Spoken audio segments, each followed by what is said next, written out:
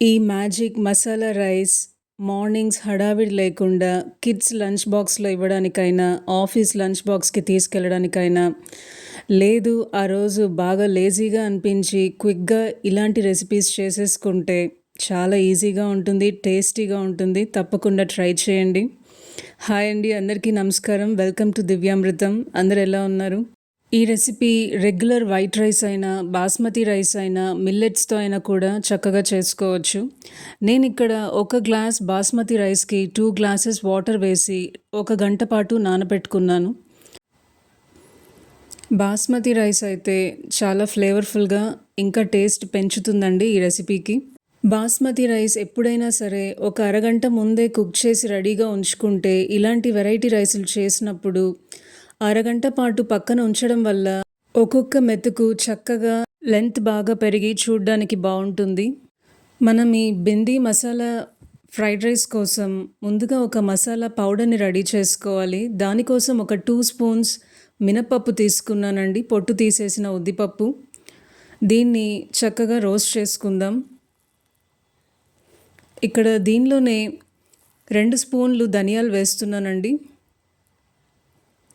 Medium ఫ్లేమ్లో ఎక్కడ మాడకుండా చక్కగా రోస్ట్ చేసుకోవాలి. మాడితే మాత్రం చేదొచ్చి రుచి అంతగా బాగుండదు. ఇక్కడ కాస్త 1 స్పూన్ జీలకర్ర కూడా వేస్తున్నాను.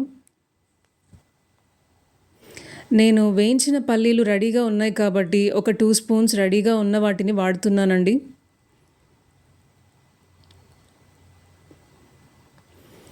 ఒక 2 స్పూన్స్ వేయించిన పచ్చిశనగపప్పుని రెడీగా డ్రై రోస్ట్ చేసి రెడీగా ఉంచుకున్నాను. అది కూడా ఒక 2 స్పూన్స్ వాడుతున్నాను. అలాగే ఎండు కొబ్బరి పొడి కూడా ఒక 2-3 స్పూన్స్ వాడుకొని ఇంకా స్టవ్ ఆఫ్ చేసేసానండి.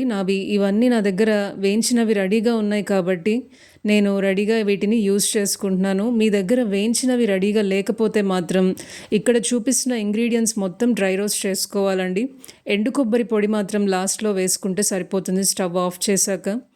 ఇక్కడ మనం వేయించుకున్నవన్నీ రూమ్ టెంపరేచర్కి వచ్చాయండి. ఇప్పుడు మిక్సీ జార్లో వేసి కాస్త పలుకుగా వీటిని గ్రైండ్ చేసుకుందామండి. దీంతోపాటే నేను ఇక్కడ కారపొడి వేస్తున్నానండి. ఎండు మిరపకాయలు వేయడం కన్నా కారపొడి వేస్తే రైస్ చక్కగా కలర్ వచ్చి చాలా బాగుంటుంది చూడడానికి. 1/4 స్పూన్ ఇంగువ కూడా వేస్తున్నాను. ఇంగువ చాలా రుచి పెంచుతుంది ఈ రెసిపీకి. ఇక్కడ ఒక 3 వెల్లుల్లి రెబ్బలు వేస్తున్నానండి. ఇప్పుడు ఇవన్నీ వేసి పలుకుగా గ్రైండ్ చేసేసాను. ఇక్కడ చూస్తున్నారు కదండి, కాస్త పలుకుంది, మరీ ఫైన్ పౌడర్ లాగా ఉంటే బాగుండదు. ఇలా చూపిస్తున్న విధంగా గ్రైండ్ చేసేసుకోవాలి. ఇక్కడ ఒక క్యాస్ట్ ఐరన్ ప్యాన్ తీసుకున్నాను. ఆయిల్ని గ్రీస్ చేసి రెడీగా ఉంచి వేడి పెట్టానండి. క్యాస్ట్ ఐరన్ ప్యాన్ చాలా వేడిగా రెడీగా ఉంది. ఇక్కడ ఇంకొకసారి సిలికాన్ బ్రష్తో ఆయిల్ని ఈవెన్గా అప్లై చేస్తున్నాను. ఇక్కడ బెండకాయల్ని ఇలా చక్రాల్లా కట్ చేసేసుకున్నానండి.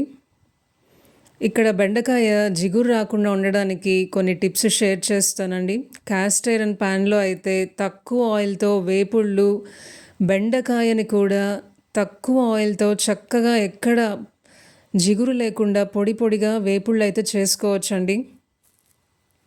ఇక్కడ కాస్త పసుపు కూడా వేస్తున్నాను. బెండకాయ రెసిపీస్ ఎప్పుడు మీరు చేస్తున్న ఒక 2 టిప్స్ షేర్ చేస్తానండి. ముందే సాల్ట్ వేయకూడదు, ముందే మూత పెట్టేయకూడదండి. కాస్త వేడి తగలాలి, దానికి బెండకాయ ముక్కలకి వేడి తగలాలి. అలాగే క్యాస్ట్ ఐరన్ ప్యాన్లో కుక్ చేయడం వల్ల మనకు మంచి ఐరన్ యాడ్ అవుతుంది. ఎలాంటి వేపుళ్ళైనా తక్కువ ఆయిల్ యూస్ చేసి చక్కగా రోస్ట్ చేసుకోవచ్చండి. ఇక్కడ మూత పెట్టకుండా కాసేపు ఫ్రై చేస్తున్నాను. ఇక్కడ మీరు చూస్తున్నారు కదండి, బెండకాయ నుంచి ఏమాత్రం జిగురు అనేది రావట్లేదు. కాస్త ఫ్రై అయ్యాక మూత పెట్టి కాసేపు మగ్గిస్తున్నానండి. ఇక్కడ చూసారా, బెండకాయ పొడి పొడిగా చక్కగా వేగిందండి. ఇక్కడ రోస్ట్ అయింది. ఇప్పుడు ఫ్లేమ్ మీడియం చేసి ఇంకాస్త వేయించుతున్నాను.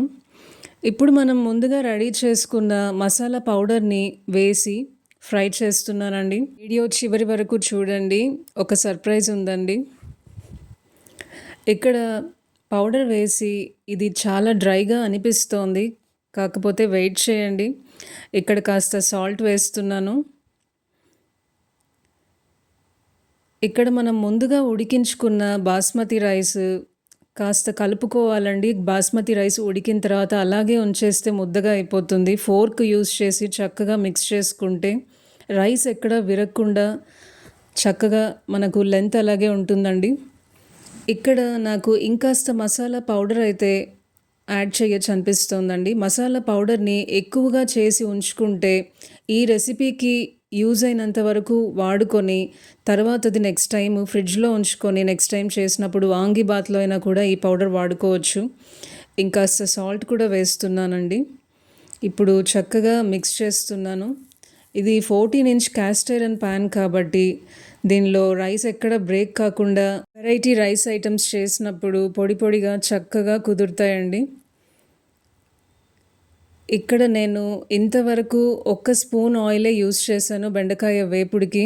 ఇప్పుడు వుడ్ ప్రెస్డ్ సన్‌ఫ్లవర్ ఆయిల్‌ని ఇక్కడ లాస్ట్‌లో యాడ్ చేస్తున్నానండి. ఇంకా స్టవ్ కట్టేశాను. ఈ బెనిఫిట్స్ అన్నీ, ఈ కోల్డ్ ప్రెస్డ్ ఆయిల్ బెనిఫిట్స్ అన్నీ మనకు అందాలనుకుంటే మనము రూమ్ టెంపరేచర్‌కి వచ్చాక ఒక సలాడ్‌కి ఎలా అయితే యాడ్ చేసుకుంటామో అలా యాడ్ చేసుకుంటే మన కోల్డ్ ప్రెస్డ్ ఆయిల్ బెనిఫిట్స్ అన్నీ అందుతాయండి. చక్కగాను నూనెల బెనిఫిట్స్ అన్నీ. ఇక్కడ చూసారు కదండీ, చాలా పొడి పొడిగా చాలా రుచిగా ఉంటుంది. ఈ రెసిపీ 10 మినిట్స్‌లో అయిపోతుందండి. ఒక బర్నర్‌పై బాస్మతి రైస్ ఉడికించి ఇంకొక బర్నర్‌పై ఈ వేపుడు మసాలా పౌడర్ వేసి కుక్ చేసి వండిన బాస్మతి రైస్‌ని వేసి కలిపేసుకోవడం అండి. ఎంతో క్విక్‌గా అయిపోతుంది. వీడియో నచ్చినట్టయితే లైక్, షేర్, సబ్స్క్రైబ్ చేయడం మర్చిపోకండి. మరొక ఇంట్రెస్టింగ్ రెసిపీతో మీ ముందుంటాను. అంతవరకు సెలవు. మీ Divya signing off. Bye. Thanks for watching.